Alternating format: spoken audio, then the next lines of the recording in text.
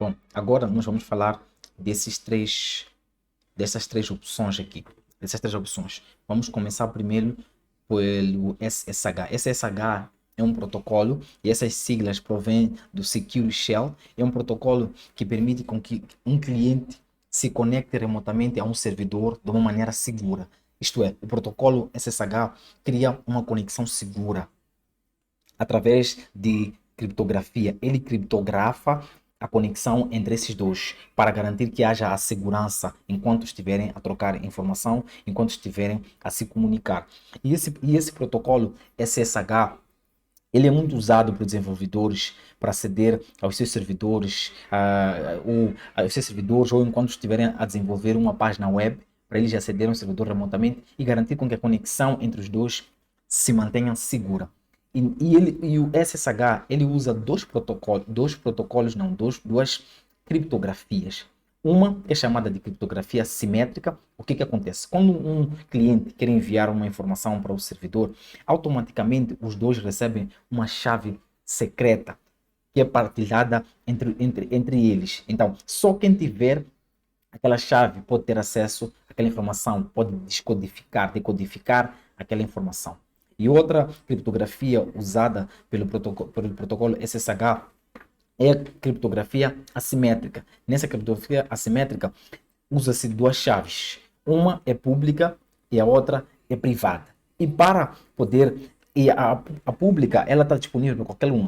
Qualquer pessoa pode aceder à chave pública, mas para decodificar aquela informação precisa da chave privada, que nesse caso está com o cliente. Assim sendo, a comunicação entre os dois é segura, porque somente eles dois, somente o servidor vai ter a chave pública, o cliente a chave privada. E para poder se aceder àquela informação, se decodificar aquela informação, é necessário que o cliente forneça a chave privada. Okay? E aqui vem SSH Credential. Então, o que acontece aqui? O SSH, por padrão, ele é executado na porta 22, ok? Na porta 22. Ele é executado na porta 22. Então, quando nós falamos de SSH Credential, nós estamos a dizer para máquinas que tenham o serviço, o protocolo SSH a funcionar, o serviço SSH a funcionar, e eles têm uma conta do usuário lá e a password, nós podemos criar essa conta aqui no OpenVAS. Nós podemos definir qual é o username e a password. E nós podemos selecionar. Daqui nós não podemos criar isso, mas quando nós estivermos a criar as tarefas, não usando o assistente, eu vou mostrar como nós podemos criar as credenciais para o SSH, para o SMB e o ESXi. Então, quando nós criamos essa credencial, quando nós estivermos a fazer o scan, vai ser um scan autenticado, que nós devemos colocar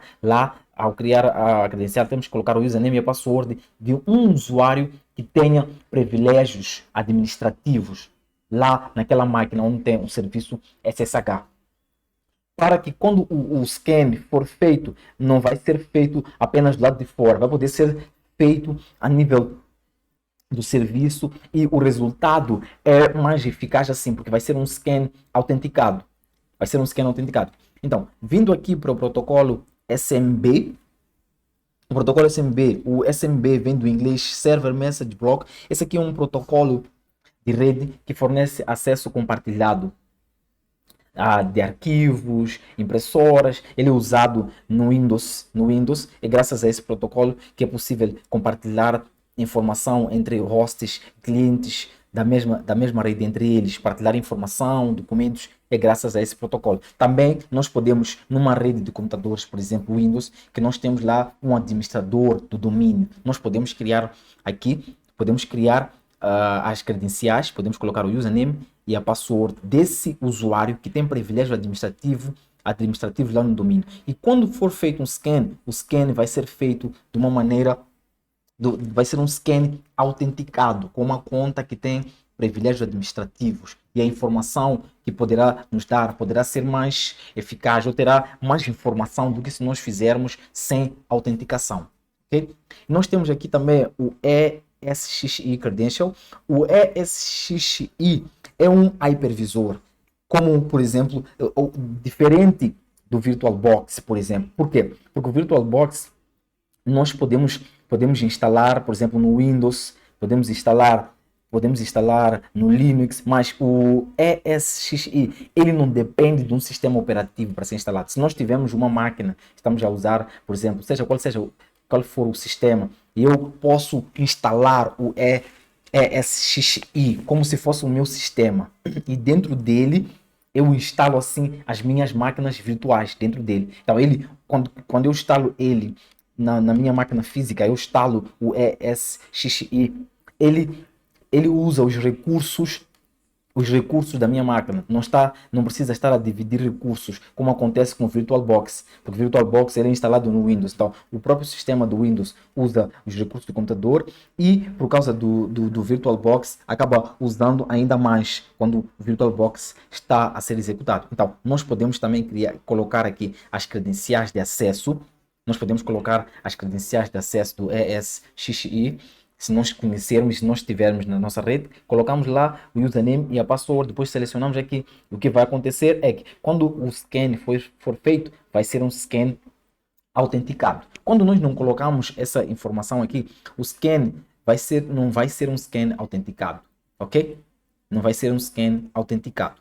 Então, aqui nós podemos colocar o e-mail para onde nós queremos enviar o nosso relatório. Eu vou colocar um e-mail fictício aqui.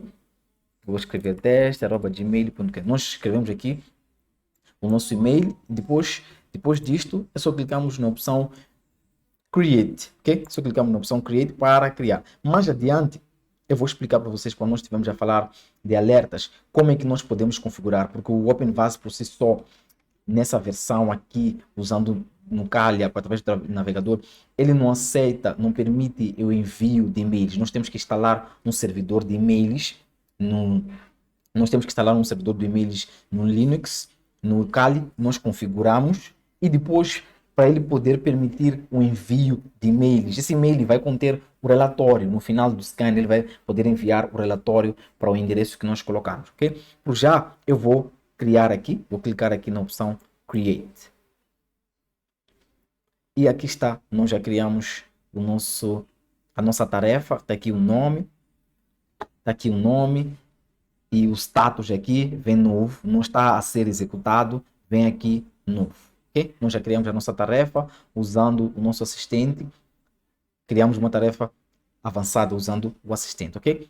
Então, até a próxima aula nós vamos ver como é que nós podemos modificar a tarefa que nós criamos com o assistente. Até a próxima aula.